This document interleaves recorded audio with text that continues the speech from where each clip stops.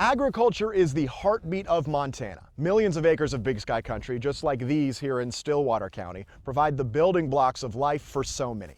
But just like these, so many of them are dry. Montana continues to be in a severe drought. Couple that with continued supply chain issues and the highest fertilizer prices in history, and this industry is facing perhaps its biggest threat ever.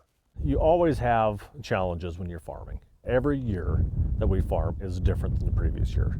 But have I seen one that was this dry with the price of fertilizer this high and hard to find? I mean, this is a new one. Paul Broyles has been farming this land near Rappeljay since he was 4 years old. Paul's dad Gary moved here in 1978. The two raise mostly wheat and peas, and they're good at it.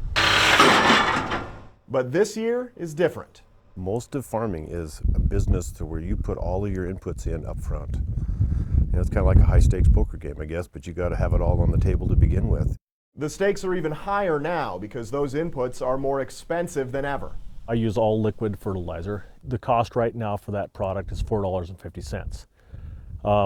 About 15 months ago, the cost per gallon was about $1.62. Same product. Same product. Fertilizer prices are beyond anything that I've ever experienced. That one was born this morning. Courtney Herzog is one of the lucky ones in the area. He saw the writing on the wall last year and bought his supplies early. You had to finance it, pay for it, whatever, but at least we knew, if we bought it early, what the price was going to be, what the availability was going to be. Fertilizer prices have since skyrocketed. And not just that, it's hard to even find it now, a potential disaster with spring planting season already here. We saw a big run in fertilizer sales in the last 3 weeks when the war started in Russia and Ukraine. So a lot of the fertilizer that was in the area just got slurped up. Russia is the world's largest exporter of fertilizer. Much of it is now on hold with heavy trade sanctions and supply chain issues. And that's not the only product suppliers can't get. I tell the drivers off the dock it's a little bit like Christmas every day because you never know what's under the door. Guys who are willing to look at different cocktails and recipes and maybe a different application method based on what's available. That has been helpful.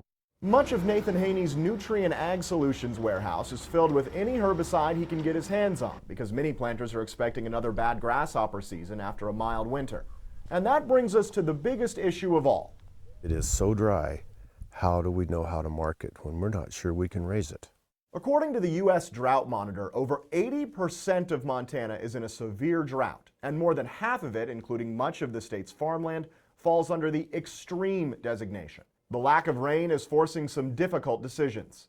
We just sold our yearlings, half an hour ago. Well, that's a decision we made because of moisture. If you can't grow anything, it doesn't mean your bills go away.